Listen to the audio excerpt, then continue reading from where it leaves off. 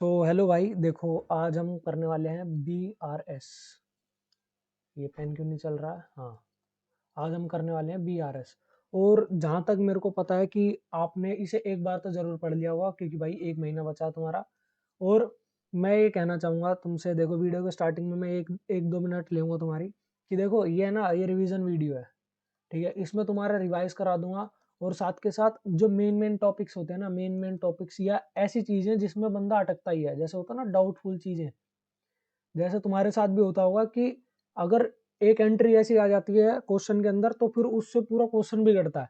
तो मैं वो कुछ ऐसी चीज़ें इसमें BRS में बताऊंगा। और तुम्हें पता है ये 5 से 10 नंबर का आता है चैप्टर। ठीक है, और मोस्टली तो ये 10 नंबर का आता है तुम्हारा सेकंड क्वेश्चन में। ठीक है, तो तुम्हारे 10 नंबर इससे पक्के हो जाएंगे और आपने एक बार पढ़ लिया होगा। और मेरी भाई रिक्वेस्ट है, ये देखो समझो बात को, कि देखो मेरे को ज़्यादा एडिटिंग करने का टाइम नहीं मिल रहा है, क्योंकि मैं एक और चीज़ पे, एक गाना आने वाला है अगर आपको ना पता हो तो, CA स्टूडेंट्स की लाइफ के ऊपर। और मैं चाहता हूँ कि भाई उसे रीच मिले अच्छी खासी। मैं उस पर काफ़ी मेहनत भी कर रहा हूँ और सारे दोस्त लोग सब मिलके काम कर रहे हैं। तो देखो एडिटिंग वगैरह का ज़्यादा टाइम नहीं मिल रहा है, आप बस कंटेंट को एंजॉय करो, जो क्वालिटी मिल रही है उसको एंजॉय करो। ठीक है, ना ज़्यादा इस पे थंबनेल वगैरह का वर्क होएगा। बस मेरा ये मानना है कि आप इसे ज़्यादा से ज़्यादा शेयर करो। ठीक है, शेयर करने से क्या है, कई बच्चे ऐसे हैं जिनको कॉन्सेप्ट में थोड़ी क्लैरिटी नहीं रहती, तो उनको मिल जाएगा। तो भाई अब मेन अपनी चीज़ स्टार्ट करते हैं ज़्यादा टाइम वेस्ट ना करके। तो सबसे पहले आता है BRS। आपको पता है, बैंक रिकन्सिलेशन स्टेटमेंट। अब ये बनाई क्यों जाती है, पहले बेस समझ लो। बेस समझ लोगे तो तुम्हारे दिमाग में क्लियर हो जाएगा। देखो, ये है कैश बुक। जो हमारा कैशियर होता है ना, कैशियर, कैशियर, जो कैशियर है वो मेंटेन करता है कैश बुक को। ठीक है, और ये हमारा कहाँ पर होता है, मैं एक बार ढंग से बना के दिखा देता हूँ। ये होता है हमारा बिजनेस के अंदर। और एक होती है हमारी पासबुक।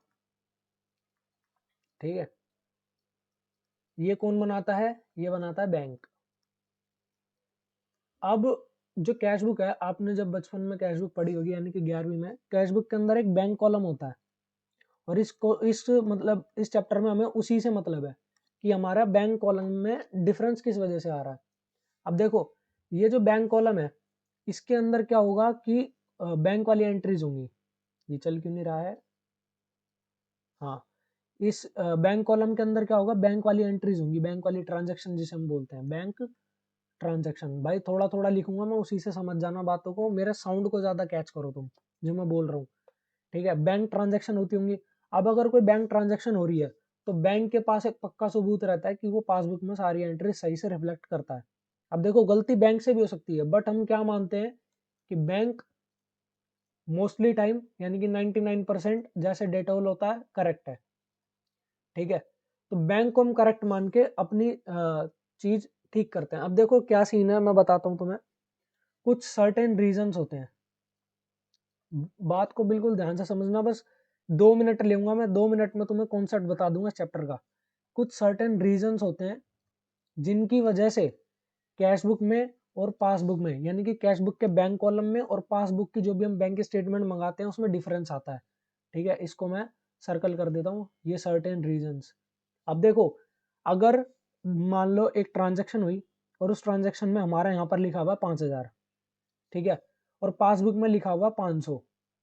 अब मेरे को एक बात बताओ तुम, कि मान लो 5,000 के हमने चेक डाले थे, सिर्फ 500 के ही क्लियर हुए हैं।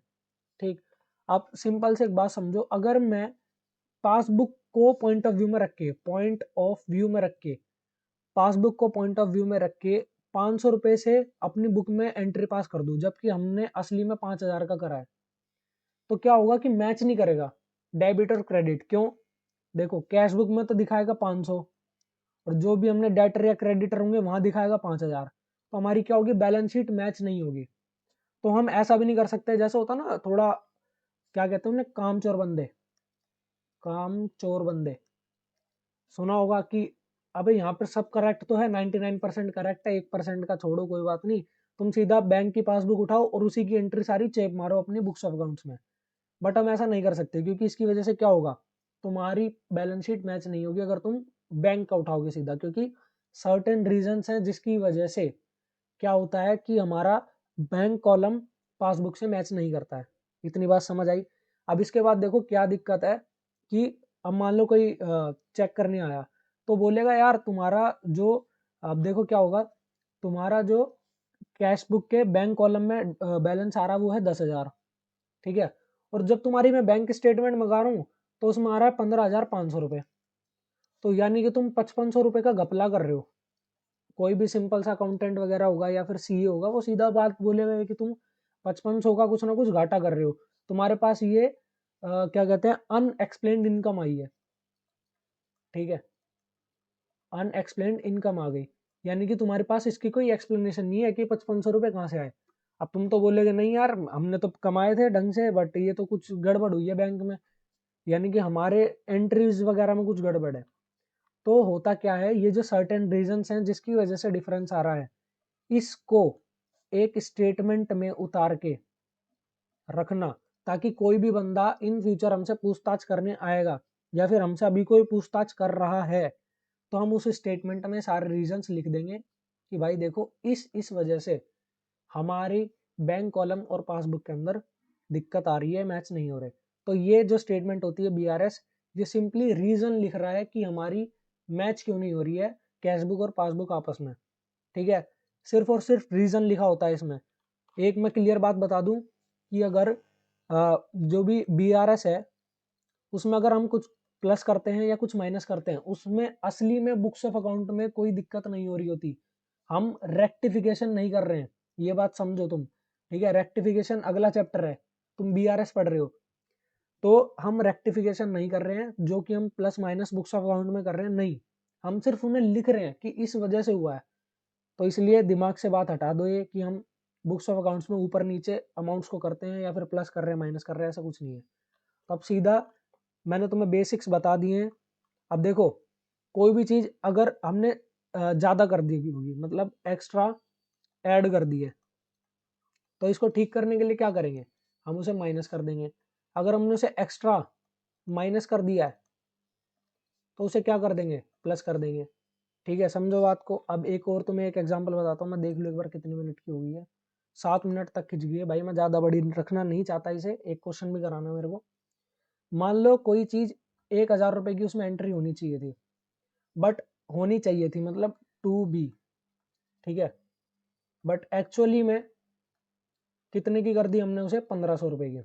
अब आप बताओ, आप एक मान लो, ज्यादा दिमाग मत लगाओ कि तुम अकाउंटेंट हो, तुम्हें बहुत ज्यादा अकाउंट्स आती है, सिंपल सोच के बताओ कि एक्चुअल में तुमने 1,500 रुपए की कर दी जबकि होनी चाहिए थी 1,000 रुपए की, तुम क्या करोगे, -500 करोगे, और इस 500 रुपए का रीजन बताओगे क्यों, क्यों आया ये 500 का डिफरेंस, और इन्हीं रीजंस को एक स्टेटमेंट में लिख देंगे तो बन जाएगा बीआरएस।